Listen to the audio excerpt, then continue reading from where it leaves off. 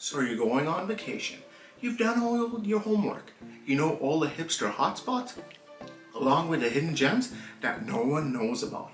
But let's make sure you have everything you need, making this the best vacation ever. Number 1 on your list, passport. Check. They won't even let you out of the country without that bad boy. Number 2, plane tickets. Check. Economy class with extra legroom, because you deserve to treat yourself. Number 3, sunglasses. Check. Now you're protected against the elements.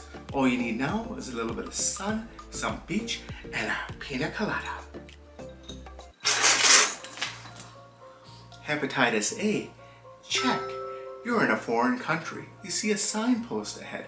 It says you're entering the no-fly zone. You should have gotten your shots. Now, what vaccines or medication you're going to need is going to vary from country to country, depending on where you're traveling to. You can imagine like the vaccinations that you need for a country like France, the land of baguettes, is going to be a lot different compared to like a country like Vietnam, a place where you can also enjoy a really nice baguette. Hashtag colonialism. Well, geographically they're very different.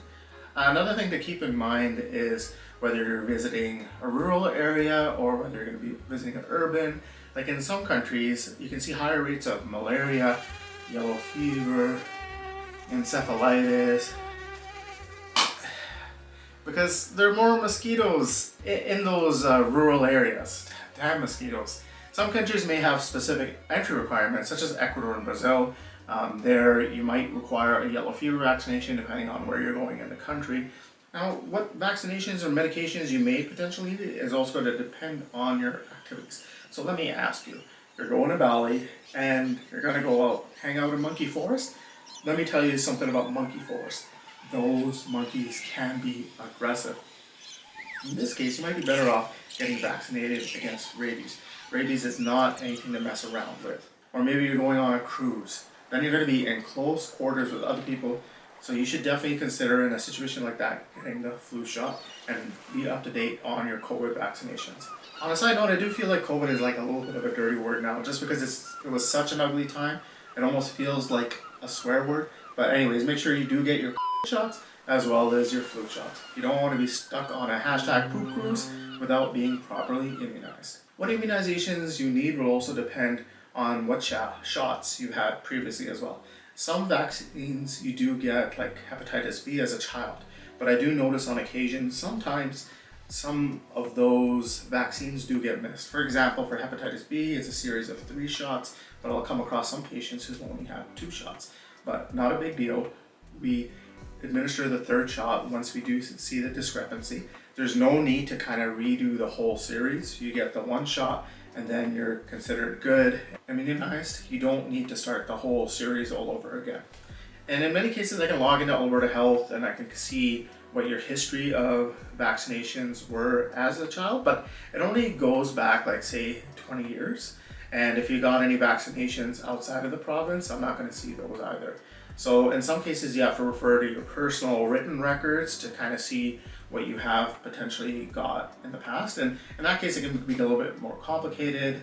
But you know, the best person to ask is your mom. She deserves a hug. I've met so many patients who come in with written records from the 60s and 70s because their moms have been so diligently. So honestly, if you don't know, go ask your mom. Don't leave your vaccinations till the last minute either, just because it does take a couple of weeks for the vaccinations to kick in. And also as well, you don't want to get your vaccinations last minute, hop on a plane, have a sore arm, have a fever, have chills. It's not going to be a fun trip for you, especially starting off. So, you know, I recommend usually getting your vaccinations at least a month beforehand. Now, when you do travel, you know, you might have some medication that you need to take with you. If you're gone for a short period of time, you don't need to bring everything with you. You know, just bring what you need and also bring a little extra. You know, you never know, there could be some delays, you could be held up somewhere. So in that case, you want to have just some backup just in case you do get held up for some reason. And also, if you're taking a small amount of medication with you, it's best to have it in their appropriate vials. Don't put like 30 pills in one vial. That's a good way to kind of alert the TSA and get a pat down potentially. Also, make sure you carry all your medication on you rather than in checking it in. If you've traveled before at all, you know why this is. You can't count on your luggage arriving. I'm looking at you, Air Canada. It is better to be safe and have it on you instead. It's better with you than on the tarmac.